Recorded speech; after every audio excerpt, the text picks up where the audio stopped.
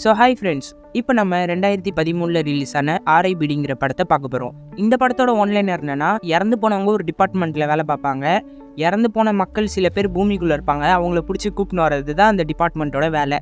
அதில் போய் நம்ம ஹீரோ ஜாயின் பண்ணுறான். அதுக்கப்புறம் இந்த இறந்து போனவங்க என்னென்ன பிளான் பண்ணுறாங்கன்றது தான் இந்த படத்தோட கதையே. இந்த படத்தில் டெட்பூல் தான் ஹீரோவாக நடிச்சிருப்பான். டைம் வேஸ்ட் பண்ணாமல் கதைக்குள்ளே போகலாம். ஆரம்பத்திலேயே நம்ம ஹீரோட வாய்ஸ் ஒரு தான் கேட்குது. இன்னைக்கு வேலை ரொம்ப மோசம், என்னால் முடியல அப்படின்னும் போது ஒரு குண்டா ஒரு மிருகம் வருது. இது நான் கிடையாது அப்படின்ட்டு ஹீரோ பின்னாடி ஓடி வந்துகிட்டு இருக்கான். அந்த மிருகத்தை தான் ஹீரோவும் ஹீரோட பார்ட்னரை பிடிக்க ட்ரை பண்ணுவாங்க. அந்த மிருகம் பார்த்தா ஒரு வேன் மேலேருந்து ஜம்ப் அடிச்சு பில்டிங் மேலே ஏறி போயிட்டு இருக்கோம். என்னெல்லாம் பிடிக்க முடியாதுடா அப்படின்ட்டு ஹீரோ உடனே கன் வச்சு ஷூட் பண்ணலாம் ட்ரை பண்ணும்போது ஹீரோ மேலே ஒரு வண்டி நசுக்கிட்டு போயிடும். அப்போ கூட ஹீரோக்கு எதுவுமே ஆகாது. ஒரு 4 நாள் முன்னாடி எனக்கே தெரியாது ஆர்ஐபிடின்ற ஒரு டிபார்ட்மெண்ட் இருக்கிறது. 4 நாள் முன்னாடி என் வாழ்க்கை எப்படி இருந்துச்சு தெரியுமா அப்படின்ற மாதிரி ஹீரோ சொல்கிறான். அடுத்த சீன்லேயே ஹீரோ வந்து மண்வெட்டி வச்சு ஒரு பள்ளம் தோண்டி தங்கம் அவங்ககிட்ட இருக்கு. அந்த தங்கத்தை ஒளிய வச்சு ஒரு ஆரஞ்சு செடி அங்கே நட்டு வச்சிடறான். மறுநாள் காலையில் அவங்களோட ஒய்ஃப் வந்து எழுப்புவாங்க. கொஞ்சம் அன்பாக தான் பேசிகிட்டு இருப்பாங்க 2 பேரும். அந்த டைமில் அந்த ஆரஞ்சு செடி அங்கே என்ன பண்ணுதுன்ற மாதிரி ஹீரோனி கேட்டா, எனக்கு தெரில, அது நல்லதுன்னு நினைக்கிறேன் அப்படின்ற மாதிரி ஹீரோ சமாளிப்பான். அப்போ ஹீரோனி கிட்ட, உனக்கு இந்த வாழ்க்கை போதுமா, உனக்கு காரு சொந்த வீடுன்ட்டு செட்டில் ஆகணும்னு ஆசை இல்லையா, இதுவே போதுமா அப்படின்ற மாதிரி கேட்பானா. அவள் உடனே, எனக்கு போதும், எனக்கு ஆசைப்படுற எல்லாமே என் முன்னாடி தான் இருக்குது, நீ தான் அது ரிக், என் கூட லைஃப் லாங்காக நீ இருந்தாலே போதும் அப்படின்ற மாதிரி அவள் சொன்னோன்னே சரி ஓகேன்ற மாதிரி ஹீரோ எந்திரிச்சு வேலைக்கு கிளம்பிடுவான். ஹீரோ வந்து ஒரு போலீஸாக இருக்கான். அவன் டிபார்ட்மெண்ட்டுக்குள்ளே போயிட்டு ரெடி ஆகிட்டு இருப்பான். அப்போ அவனோட பார்ட்னர் வந்துட்டு, நேற்று எடுத்த தங்கத்தை என்ன பண்ண அப்படின்ற மாதிரி கேட்டோன்னே ஹீரோ அதை நான் மண்ணுக்குள்ளே புதைச்சி வச்சிட்டேன்ற மாதிரி சொல்லுவான். அடுத்து ஹீரோ, நான் இதை விட்டு விலகிடலான்னு இருக்கேன், என்ன தயவு செஞ்சு இந்த விஷயத்தில் இன்வால்வ் பண்ணாதுன்ற மாதிரி ஃப்ரெண்டு கிட்ட சொல்லுவான். என்ன வளர்ற, நம்ம போதை மருந்து கடத்துறவனை பிடிக்க போனோம், அந்த இடத்துல இந்த தங்கம் கிடச்சிட்டு ஆளுக்கு பதியாக பிரிச்சுக்கிட்டோம், இதில் என்ன இருக்குது, இதெல்லாம் நல்லதுதான்ற மாதிரி ஃப்ரெண்டு சொல்லுவான். இருந்தாலும் ஹீரோ, இல்லை என் ஒய்ஃப் என்னை ரொம்ப நம்புறா, நான் இந்த விஷயத்தில் அவளை ஏமாற்ற விரும்பல, இதுக்கப்புறம் நீ எது வேணா பண்ணிக்க, என்ன இன்வால்வ் பண்ணாதுன்ற மாதிரி ஹீரோ சொல்லிடுவான். உடனே ஃப்ரெண்டு, நீ நல்லவன் ஆகிட்டு அப்புறம் போலீஸ் என்ன பிடிச்சி நான் ஜெயிலுக்கு போயிடுவேன்ற மாதிரி வருத்தப்படுவான். ஹீரோ, அதை பற்றிலாம் கவலைப்படாத, நான் எதுவுமே சொல்ல மாட்டேன்ற மாதிரி சொல்லுவான். அந்த டைமில் போலீஸ்கார் ஒருத்தர் வந்து, முக்கியமான ஆள் மாட்டிக்கிட்டான், வாங்க ஆக்ஷனில் இறங்கலாம் அப்படின்ற மாதிரி சொன்னோன்னே ஹீரோ, சரி வா படி போகலாம் அப்படின்ற மாதிரி 2 பேரும் கிளம்பி போகிறாங்க. இப்போ இவங்க ட்ரக் டீலரை தான் பிடிக்க போகிறாங்க. அவங்க கூட்டத்தில் 30 பேருக்கு மேலே அந்த இடத்துல இருக்காங்களாம். ஹெலிகாப்டர்லாம் எடுத்துகிட்டு போயிட்டு இருப்பாங்க. அந்த டைமில் ஹீரோ தான் வாக்கி டாக்கில் எல்லாருக்கும் பேசிக்கிட்டு வருவான். அப்போ ஹீரோவோட ஃப்ரெண்டு கையில் வந்து ஒரு லாக்கெட் மாதிரி இருக்கும். என்னது இது, டாலரு, ஏதாவது நம்பிக்கையான்ற மாதிரி கேட்பானா. ஆமாம், இது என்னோட பாட்டி கொடுத்தாங்க, நான் இதை கழட்டவே மாட்டேன்ற மாதிரி அவன் சொல்லிட்டு இருப்பான். ஹீரோ கிட்ட ஃப்ரெண்டு, சாவாமல் இருறா அப்படின்ற மாதிரி சொல்லிட்டு இவங்க எல்லாருமே உள்ளே போய் கன் ஆக்ஷனில் இறங்கிடுவாங்க. பயங்கரமாக சுட்டுட்டு இருப்பாங்க. ஹீரோ வந்து அந்த மெயின் வில்லனை பிடிக்கிறதுக்காக மேலே ஏறி போயிட்டு இருப்பான். மேலே போய் பார்த்தா அவன் ஜன்னல் வழியாக எஸ்கேப் ஆகி போயிட்டு இருப்பான். ஜன்னல் வழியாக அவன் தப்பிச்சிட்டான்ற மாதிரி ஹீரோ சொல்லி திரும்பினா கதவு திறந்துட்டு ஹீரோட ஃப்ரெண்டு வருவான். நீதானா, நான் கொஞ்ச நேரத்தில் பயந்துட்டேன்னு சொல்லும்போதே, என்னால் அந்த தங்கத்தை விட்டு கொடுக்க முடியாது, அதனால அப்படின்ற மாதிரி உடனே துப்பாக்கி வச்சு ஷூட் பண்ணிடுவாங்க ஹீரோவை.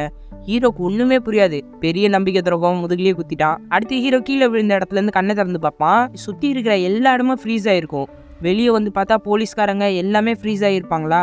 அப்போ மேலே வந்து மேகத்துலேருந்து ஒரு சுழல் மாதிரி உருவாகி ஹீரோ வந்து மேலே இழுத்துக்கும். ஹீரோ வந்து என்ன இடம் வித்தியாசமாக இருக்குன்ற மாதிரி பார்த்துட்டே இருக்கும்போது திடீர்னு ஒரு சேரில் போய் உட்காந்துருவான். முன்னாடி ஒரு லேடி உட்காந்துக்கிட்டு, சரி ரிக், நான் பேச வேண்டியதை பேசுகிறேன், ஆர்ஐபிடியில் நீங்கள் சேர்ந்து வேலை செய்கிறதுக்கு சம்மதமா, இது ஒரு நல்ல வாய்ப்பு, அதுக்கப்புறமா உங்களுக்கு ஜட்ஜ்மெண்ட் டே நடக்கும்ன்ற மாதிரி இவங்க சொல்லுவாங்க.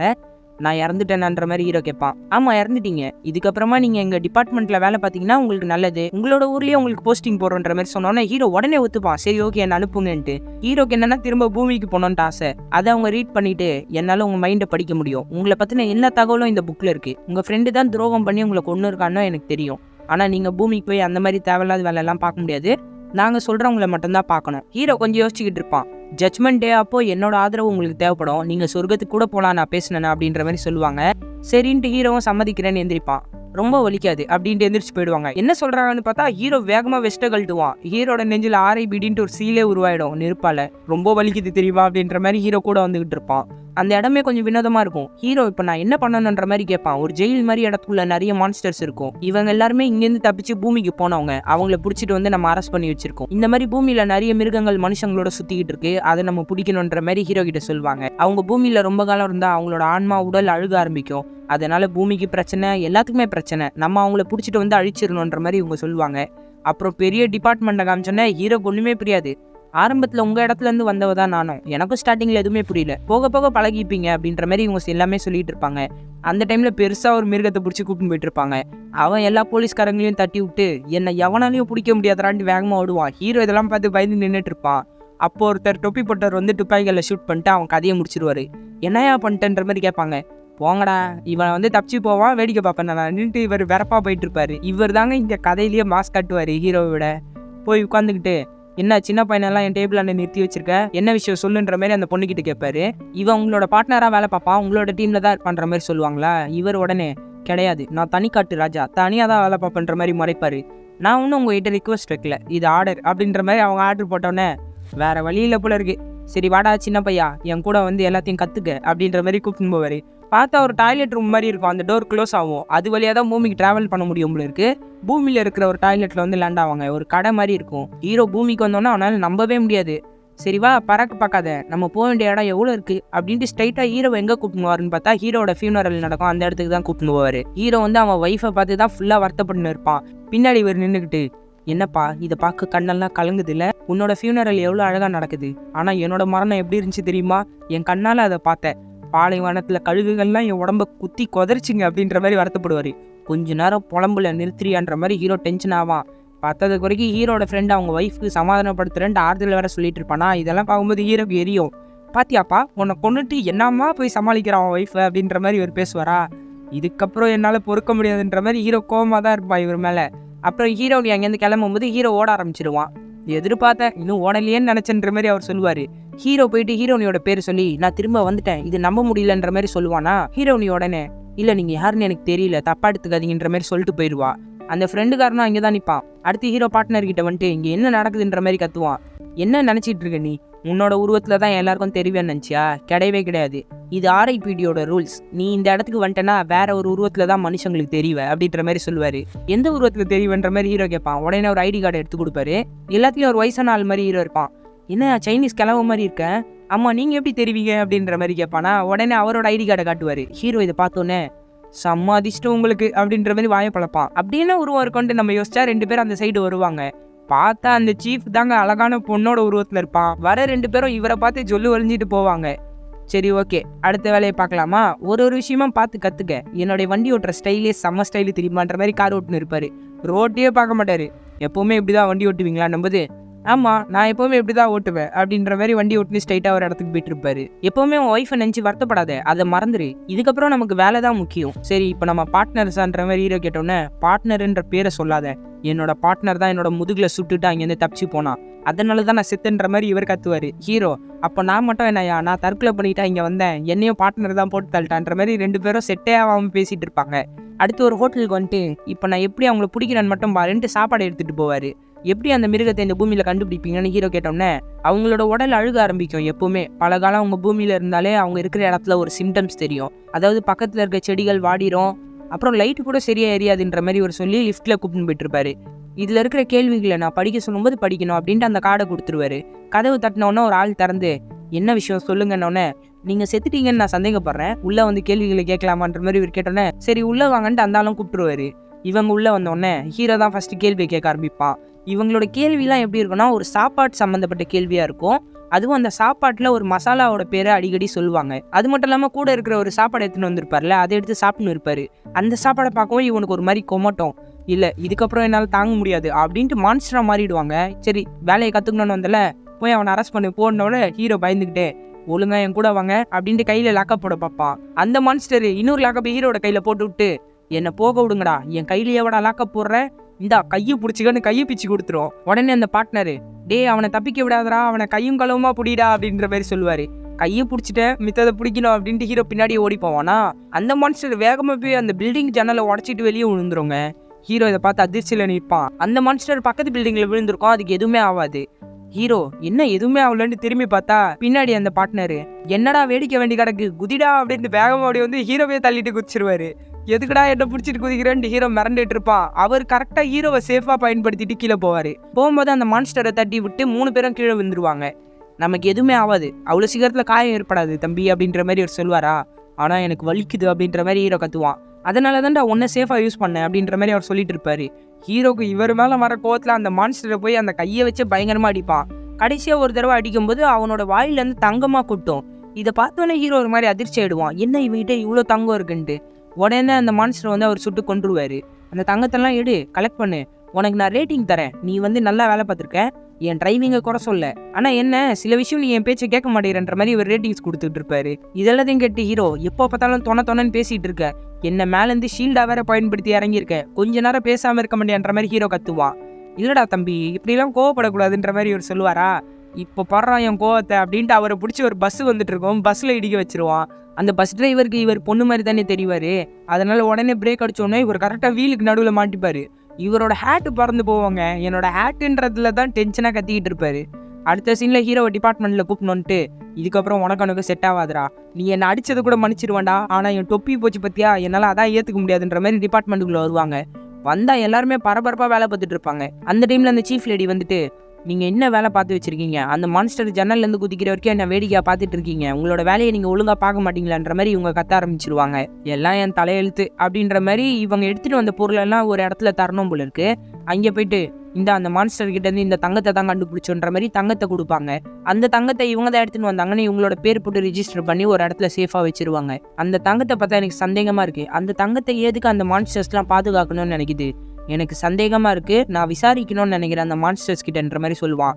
ஓ, துப்புரவு புலி ஆயிட்டீங்களோ, இந்த வேலையெல்லாம் பார்க்குறத விட்டு நான் சொல்கிற வேலையை மட்டும் பாருன்ற மாதிரி இவர் சொல்லுவார். இல்லை, நான் சொல்கிறது கேளுங்க, நீங்கள் ஒரு பெரிய ஆள், உங்களோட பவர் தெரியுமான்ற மாதிரி கொஞ்சம் புகழ்ந்து பேசினோன்னே, செர்ரா தம்பி வா, என்னோட இன்ஃபார்மர் கிட்ட கூப்பிட்டு போகிறேன்னு கூப்பிட்டு போவார்.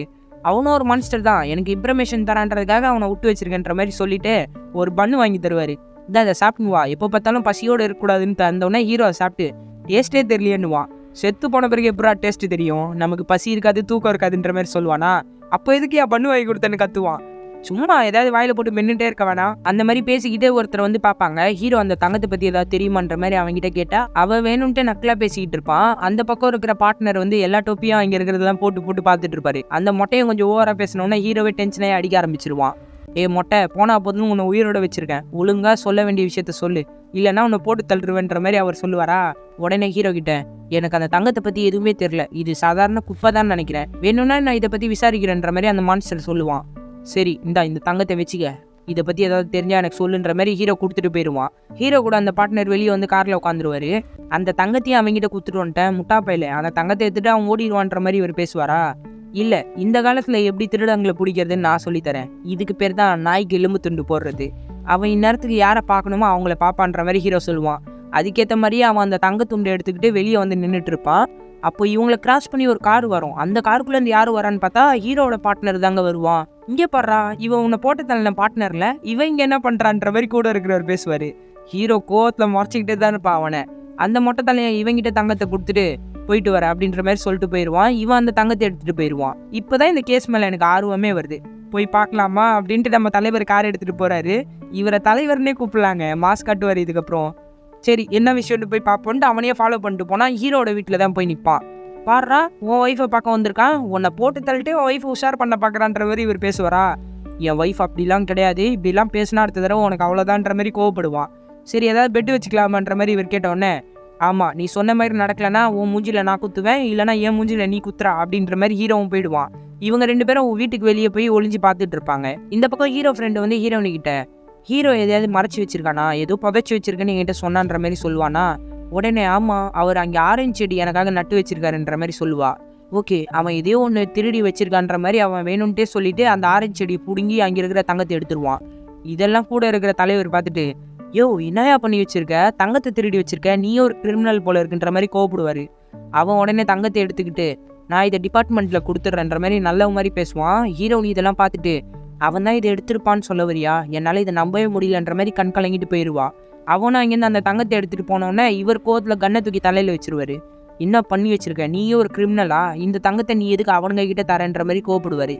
எதுவுமே புரியாமல் பேசாதீங்க, எனக்கு அந்த மான்ஸ்டர்ஸை பற்றி உயிரோடு இருக்கும்போது எதுவுமே தெரியாது, அவன் இதை எடுத்துகிட்டு போகிறான்னா ஏதோ ஒரு காரணம் இருக்கும், அதை நம்ம கண்டுபிடிக்கலான்ற மாதிரி ஹீரோ சொல்லுவான். சரி வா போய் பார்க்கலான்ற மாதிரி இவர் சொல்லுவார். அப்போ ஹீரோ போட்டு அவரோட மூஞ்சிலே குத்துன்னு குத்துவாங்க. ஏன்னா அவங்க ஒய்ஃப் தான் நல்லவங்கல்ல, அதை ப்ரூவ் பண்ணிட்டேன்ற கோவத்தில் அடின்னு அடிச்சுக்கிட்டு இருப்பான். அவன் தங்கத்தை எடுத்துகிட்டு போகிறான், வாடா பிடிக்கலாம் அப்படின்ற மாதிரி தலைவர் ஹீரோவை கூப்பிட்டு வந்துடுவார். இவங்க ரெண்டு பேரும் அவனை விடாமல் ஃபாலோ பண்ணிக்கிட்டே இருப்பாங்க. இவன் ஒரு இடத்துல போய் உட்காந்துருவான். அந்த டைமில் ஒரு மனுஷன் வந்து நம்ம தலைவரை பார்த்துட்டு பக்கத்தில் வருவான். அதான் மனுஷங்க கண்ணுக்கு வந்து இவர் பொண்ணு மாதிரில தெரிவார். நான் ஒரு மியூசிக் கான்டெஸ்ட் வச்சுருக்கேன், அதில் நீங்கள் கலந்துக்கணும் அப்படின்ற மாதிரி ஒரு கார்டு கொடுப்பான். என்னடா பேசுகிறேன், நான் ஒரு அடக்க உடக்கமான பொண்ணு, இதுக்கப்புறம் என்கிட்ட இந்த மாதிரி பேசினேன் செருப்பு பிஞ்சிரண்டா அப்படின்ட்டு ஒரு பொண்ணு மாதிரியே பேசி அவனை விரட்டி அடிச்சிருவாரு. அடுத்து ஒருத்தன் அந்த வழியாக வரும்போது மிஷின்லாம் ரிப்பேர் ஆகும், நாயெல்லாம் குலைக்கும். கண்டிப்பாக அவன் அந்த மான்ஸ்டர் தான் நினைக்கிறேன், அவங்ககிட்ட அந்த சிம்டம்ஸ் தெரியுதுன்ற மாதிரி தலைவர் சொல்லுவார். ஹீரோ உடனே எனக்கு தெரிஞ்சு அவன் என்னோட பார்ட்னர்கிட்ட தான் போகிறான்ற மாதிரி சொல்லுவான். அதுக்கேற்ற மாதிரி இவங்க 2 பேரும் நேருக்கு நேர் மீட் பண்ணிப்பாங்க. அந்த பார்ட்னர் வந்து மீட் பண்ணவங்கிட்ட அந்த சூட் கேஸை கொடுத்துருவாரு. அந்த சூட் கேஸ்க்குள்ளே தான் தங்கமே இருக்குது. வேகமாக போய் அந்த ஆள்கிட்ட கன்னை வச்சுட்டு அவனை ஸ்ட்ரைட்டாக ஒரு இடத்துல வந்து லாக் பண்ணிடுவாங்க. உடனே அந்த ஆள் சிரிச்சுக்கிட்டே, நீங்கள் யாருன்னு எனக்கு தெரிஞ்சிருச்சு, ஆர்ஐபிடி தானே, ரெஸ்ட் அண்ட் பீஸ் டிபார்ட்மெண்ட், உங்களுக்கு என்ன வேணுன்ற மாதிரி கேட்டோன்னே ஹீரோ, இங்கே பாரு என் பொறுமைக்கும் ஒரு எல்லை இருக்குன்ட்டு ஒரு மசாலா எடுத்து கையில் கொட்டிப்பான். உண்மையை சொல்கிறியா இல்லைனா உன் மூஞ்சில் போட்டு நசுக்கவான்ற மாதிரி ஹீரோ கேட்பானா.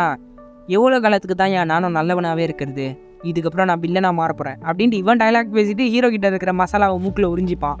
உறிஞ்சிட்டு பெரிய மான்ஸ்டராக மாறிடுவாங்க. ஐயையோ அப்படின்ற மாதிரி இவங்க 2 பேரும் அங்கேருந்து தப்பிச்சிருவாங்க. அவன் அந்த கதவையை உடச்சிட்டு ஓட ஆரம்பிச்சிருவான். இந்த சீனை தான் படத்தோட ஸ்டார்டிங்கில் பார்த்துருப்போம். இவங்க 2 பேர் விரட்டிகிட்டே போகும்போது அவன் ஒரு ஜம்ப் அடித்து பில்டிங் மேலே ஏறிடுவான். என் வழி தனி வழிடா வரட்டா அப்படின்ற மாதிரி ஓட ஆரம்பிச்சிருவான். நம்ம தலைவர் ரோப் கன்னை வச்சு அவனை சுற்றுவார். கீழே வாடா பொறுமையாக பேசிக்கலான்ற மாதிரி தலைவர் கூப்பிடுவாரா. அந்த மான்ஸ்டரு, நீ மேலே வாடா நம்ம பேசிக்கலாம் அப்படின்ட்டு ரோப்பை பிடிச்சி இழுத்துக்கிட்டே ஓடுவான். பாவம் நம்ம தலைவர் எல்லா பில்டிங்லேயும் அடி வாங்கிட்டு போயிட்டு இருப்பாரு. அதுக்கடுத்து தான் நம்ம ஹீரோ மேலே ஒரு கார் விழும். எல்லாருமே ஹீரோக்கு என்னாச்சுன்னு வந்து பார்ப்பாங்க. அவங்க கண்ணுக்கு தாத்தாவா தெரிவார்ல, ஹீரோ கிட்ட இருக்கிற துப்பாக்கி வாழைப்பழமாக தெரியுங்க எல்லாருக்குமே. இல்லை எனக்கு எதுவுமே இல்லைன்ற மாதிரி அவரும் போயிடுவார். அந்த குண்டம் ஒரு பில்டிங்காக விடாமல் எஸ் ஆகிட்டு போயிட்டே இருப்பான். கடைசியாக ஒரு பில்டிங்கை உடச்சிட்டு அங்கே இருக்கிற லிஃப்ட்டை யூஸ் பண்ணி தப்பிக்க பார்ப்பான். ஹீரோ வந்து கீழேருந்து லிஃப்ட்டை யூஸ் பண்ணி மேலே வர பார்ப்பான். கரெக்டாக ஹீரோ என்ன பண்ணுவான்னா அந்த லிஃப்ட்டோட ரோப்பை வந்து கட் பண்ணிடுவான். லிஃப்ட்டு விடாமல் மேலே போயிட்டுருக்கோம். அந்த குண்டனும் லிஃப்ட்டுக்குள்ளே குதிச்சிருவான். இப்போ 3 பேரும் லிஃப்ட்டுக்குள்ளே தான் இருப்பாங்க. ஹீரோவும் நம்ம தலைவரும் அந்த பொட்டியை பிடிச்சிப்பாங்க. அந்த லிஃப்ட்டு அந்த பில்டிங்கே உடச்சிக்கிட்டு வெளியே போயிடுவாங்க. கடைசியில் பார்த்தா நம்ம தலைவர் வெளியே தொங்கிட்டு இருப்பாரு, என்னை வந்து காப்பாற்றுறான்ட்டு. அந்த குண்டம் பார்த்தா அந்த இடத்துலேருந்து எஸ்கேப் ஆகிடுவான். அடுத்த சீன்லேயே டிபார்ட்மெண்ட்டில் அந்த சீஃப் லேடி போட்டு இவங்களை கிழிக்கிறாங்க. நீங்கள் எப்பேற்பட்ட வேலையை பார்த்து வச்சுருக்கீங்க தெரியுமா, மனுஷங்க கண்ணுக்கு அந்த மான்ஸ்டரை காமிச்சிட்டு வந்திருக்கீங்க, அவ்வளோ பெரிய வேலை பண்ணியிருக்கீங்கன்ற மாதிரி கத்துவாங்க. இவங்களும் எக்ஸ்பிளைன் பண்ணுவாங்க, இல்லை அதை தடுக்க முடியலன்ற மாதிரி. எதுவுமே பேசாதீங்க, நீங்கள் பண்ண வேலையால் இந்த உலகம் ஃபுல்லாக இந்த நியூஸ் தான் போயிட்டுருக்கு, நீங்கள் நியூஸை வேறு காட்டுவாங்க, இதுக்கப்புறம் நான் எந்த முடிவை எடுக்க முடியாது, உயர் அதிகாரிகள் தான் எடுக்கணும் அப்படின்ற மாதிரி ஒரு ரூமுக்கு கூப்பிட்டு போவாங்க. ஆமாம் இது என்ன இடம்ன்ற மாதிரி ஹீரோ கேட்பானா. ஆமாம் உயர் அதிகாரிகள் இந்த டியூப் வழியாக தான் லெட்டர் அனுப்பிச்சிட்டு இருப்பாங்கன்ற மாதிரி சொல்லுவார். பார்த்தா ஒரு தூக்கம் வந்து விழும் அங்கேருந்து. அந்த தூக்கை திறந்து லெட்டர் எடுத்து பார்த்தா பெருசாக இருக்கும் அந்த லெட்ரு. என்ன ஏதாவது ஆர்டர் பண்ணியிருக்காங்களா அப்படின்ற மாதிரி நம்ம தலைவர் கேட்பாரு. ஃபுல்லாக அவங்க படித்து பார்த்துட்டு, நீங்கள் பண்ண வேலை ஒரு தப்பு தான், ஆனால் நீங்கள் 2 பேரும் கொண்டு வந்த தங்கம் வந்து மிகப்பெரிய விஷயம், ஏன்னா அது நம்மளோட போர்ட்டல் அழிக்கக்கூடிய தங்கம் அப்படின்ற மாதிரி அவங்க சொன்னோன்னே ஹீரோவும் சரி அந்த தலைவரும் சரி ஷாக் ஆகிடுவாங்க. பல வருஷங்களுக்கு முன்னாடி அந்த ஆயுதம் இருந்துச்சு, அந்த ஆயுதத்து மூலமாக நம்ம போர்ட்டல் அழிச்சிடலாம், அது மூலமாக இங்கே இறந்தவங்க எல்லாருமே பூமியில் போய் விழுந்துருவாங்க, இது மூலமாக பூமியே அழிய வாய்ப்பு இருக்குன்ற மாதிரி இவங்க சொல்லுவாங்க. அப்பேற்பட்ட பெரிய தங்கத்தை தான் நீங்கள் கண்டுபிடிச்சி கொண்டு வந்திருக்கீங்க, இருந்தாலும் மக்களுக்கு அந்த மான்ஸ்டரை காமிச்சதுக்காக உங்களுக்கு ஒரு தண்டனை இருக்குது, என்னன்னா நாளைக்கே உங்கள் 2 பேரும் எரேஸ் பண்ண போகிறாங்க அப்படின்ற மாதிரி அவங்க சொல்லிடுவாங்க. என்ன சொல்கிறீங்க அப்படின்ற மாதிரி ஹீரோ கேட்பான். நாளைக்கே உங்களுக்கு ஜட்ஜ்மெண்ட் கொடுத்துட்டு உங்களை இங்கேருந்து அழிச்சிருவோம், அதாவது நீங்கள் சொர்க்கத்துக்கும் நரகத்துக்கும் போயிடுவீங்கன்ற மாதிரி இவங்க சொல்லுவாங்க. சரி ஓகே, இதுக்கப்புறம் என்ன பண்ணோன்னு எனக்கு தெரியும் அப்படின்ற மாதிரி ஹீரோ அங்கேருந்து கோவமாக கிளம்பி போயிடுவான். ஹீரோ ஸ்ட்ரைட்டாக ஹீரோனி வந்து ரன்னிங் போயிட்டு இருப்பான். அந்த இடத்துக்கு போய் நின்றுவான். உங்களை யாருன்னு எனக்கு தெரியாதுன்னு நான் அப்போவே சொன்னேன்ல அப்படின்ற மாதிரி ஹீரோனி சொல்லுவா. ஹீரோ பக்கத்தில் போய் நின்றுட்டு, நான் எங்கேயுமே போகல, உங்ககிட்ட தான் இருக்கேன் அப்படின்ற மாதிரி ஹீரோ வந்து கை வைப்பான் அவங்க மேலே. அவங்களுக்கு வந்து அப்படியே ஹீரோ தான் அதுன்றது வந்து நல்லாவே புரிஞ்சிடும் அந்த ஃபீலிங்ஸு. அப்படியே அவங்க கண்ணை திறந்து பார்த்து அங்கேருந்து பயந்து ஓடிடுவாங்க. பிரமாதம்டா, செம்ம, நீ இதுதான் பண்ணுவேன்னு நான் எதிர்பார்த்தேன் அப்படின்ற மாதிரி தலைவர் உட்காந்துக்கிட்டு இருப்பாரு.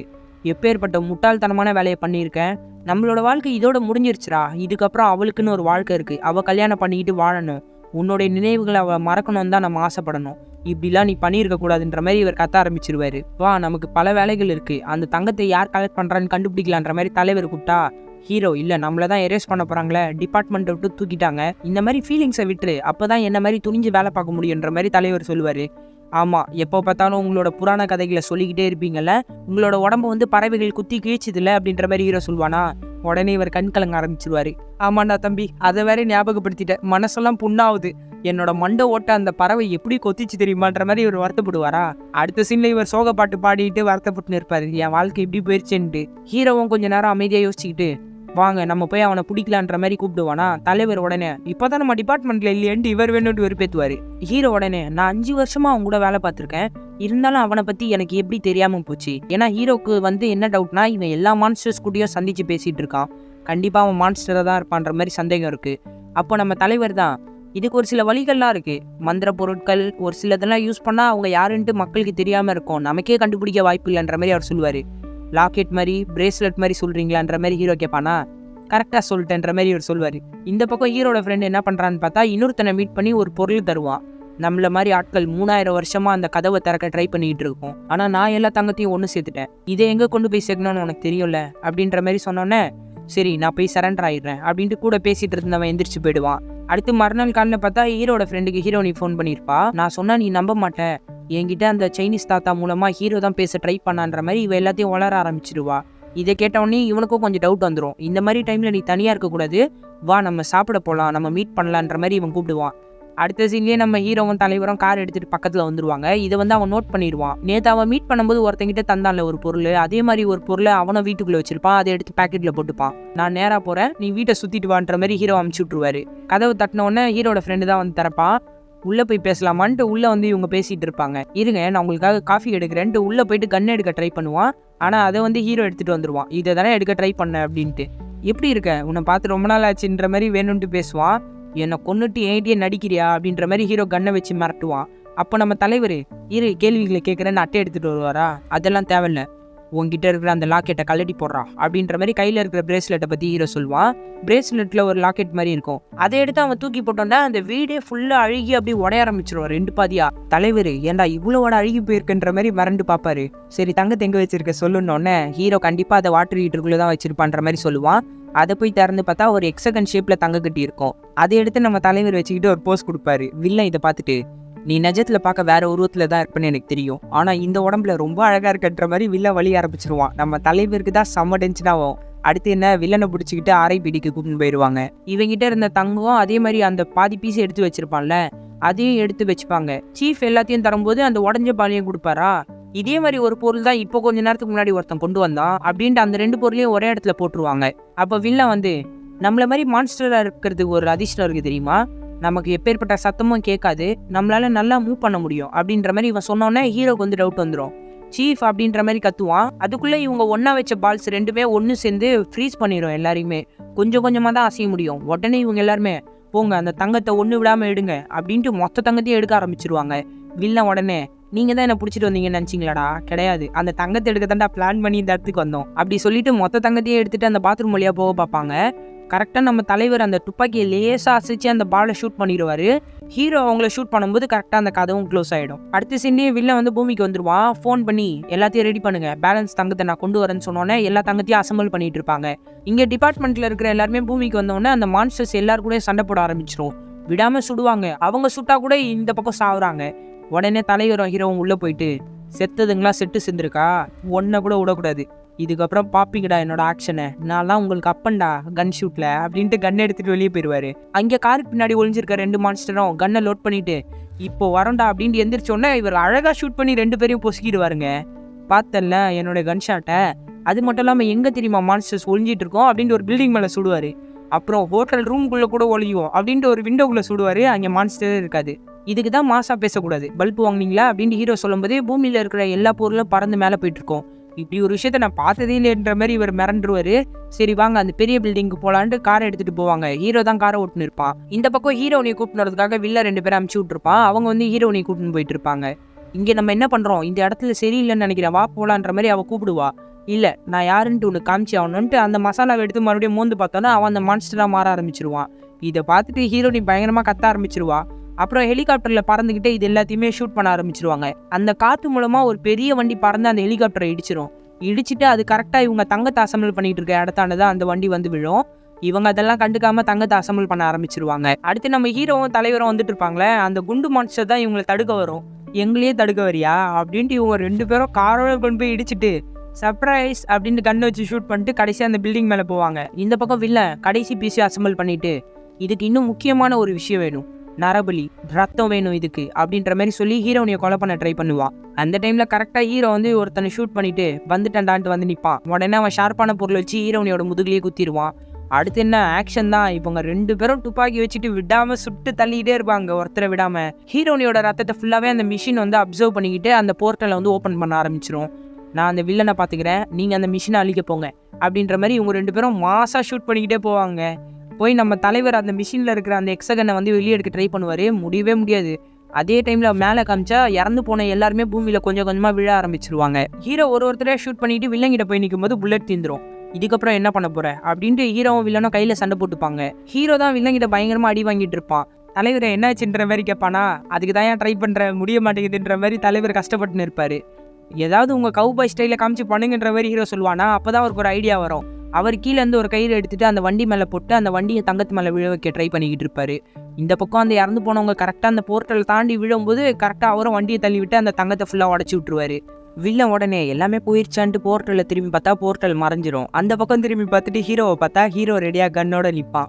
நான் உன்னோட ஃப்ரெண்டு இல்லையா அப்படின்ற மாதிரி கேட்பானா, இல்லை எனக்கு புது ஃப்ரெண்டு கிடைச்சாச்சு அப்படின்ட்டு ஹீரோ அவனை ஷூட் பண்ணி கொன்றுவான். இந்த பக்கம் அந்த பொண்ணு சாவர மாதிரி இருப்பா. ஒரு செகண்ட் இறந்துட்டான்னு கூட சொல்லலாம், ஏன்னா எல்லாமே ஃப்ரீஸ் ஆகிட்டு இருக்கும்.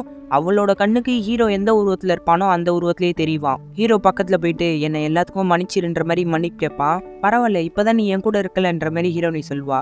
கிடையாது, நான் இங்கேருந்து போயாகணும், உனக்குன்னு ஒரு வாழ்க்கை இருக்குது, என்னோட அன்பு எப்போவுமே உன் மேலே குறையாமல் இருக்கும், குட் பை அப்படின்ற மாதிரி அவன் சொல்கிறான். அடுத்த செகண்ட் ஹீரோ நீ கண்ணை திறக்கும்போது ஹாஸ்பிட்டலில் தான் இருப்பான். பக்கத்தில் ஒரு டாக்டர் நின்றுக்கிட்டு எல்லாம் ஓகேன்ற மாதிரி வெளியே போவார்.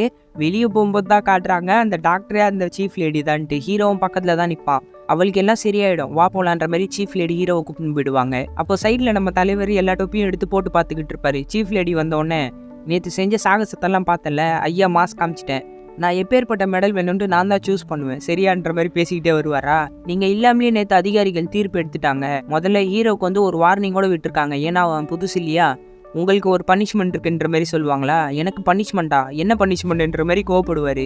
இன்னும் 53 வருஷம் நீங்கள் வேலை பார்க்கணுன்ற மாதிரி சொன்னோன்னே, 53 வருஷமா என்னை நிம்மதியாக அமுச்சு வைக்கணுன்ற ஒரு எண்ணமே இல்லையா உங்களுக்கு, என்னை வச்சு வேலை வாங்க போகிறீங்களான்ற மாதிரி கோவப்படுவார். அப்போது கரெக்டாக இந்த சீஃப் லேடி நம்ம தலைவரோட ஹேட் மாதிரி ஒரு ஹேட்டு கொண்டு வந்திருப்பாங்க. அதை கொடுத்தோன்னே நம்ம தலைவர் ஆஃப் ஆகிடுவார். அவங்களும் அங்கேருந்து கிளம்பி போயிடுவாங்க. சரி வாங்க நம்ம வேலையை பார்க்கலான்ட்டு ஹீரோ போயிட்டு இருப்பானா, இருடா தம்பி, உனக்கு ஒரு நல்ல வேலை பார்த்துருக்கேன், உனக்கு தான் அந்த தாத்தா மூஞ்சி பிடிக்கலன்னால மேலே இடத்துல பேசி உனக்காக ஒரு முகத்தை ரெடி பண்ணியிருக்கேன்ற மாதிரி தலைவர் ஐடி கார்டை கொடுப்பாரு. ரொம்ப நல்லவராக இருக்கீங்களே, இப்பேற்பட்ட உதவி பண்ணுவீங்கன்னு நான் நினச்சி பார்க்கல, ரொம்ப நன்றி அப்படின்ட்டு சொல்லிக்கிட்டே ஹீரோ ஐடி கார்டை திறந்து பார்ப்பான். அதானே பார்த்தேன், நீங்களே எனக்கு நல்லது செய்வீங்க அப்படின்ற மாதிரி சொல்லிக்கிட்டு இருப்பான். ஹீரோ இருக்கிற மூஞ்சி தாண்டா கிடைக்கும் தம்பின்ட்டு தலைவரும் ஹீரோவும் ஒன்றா காரில் உட்காரும்போது தான் ஹீரோட புது உருவத்தை காட்டுறாங்க. ஒரு சின்ன பொண்ணு கண்ணாடி போட்ட மாதிரி ஒரு முகம். அப்புறம் அவங்க 2 பேரும் கார் எடுத்துக்கிட்டா இங்கேருந்து வேலைக்கு கிளம்பி போகிறாங்க. இதோட ஆர்ஐபிடிங்கிற படத்தையும் முடிச்சிட்டாங்க. இந்த படம் எப்படி இருந்துச்சுன்றதை மறக்காமல் கமெண்ட் பண்ணிடுங்க. நம்ம சேனலை சப்ஸ்கிரைப் பண்ணாமல் பார்த்துருந்தீங்கன்னா சப்ஸ்கிரைப் பண்ணிக்கோங்க. சோஷியல் மீடியாவில் நம்மளை ஃபாலோ பண்ணாதவங்க டிஸ்கிரிப்ஷனில் லிங்க் கொடுத்துருக்கேன், அதை யூஸ் பண்ணி ஃபாலோ பண்ணிக்கோங்க. தேங்க்யூ.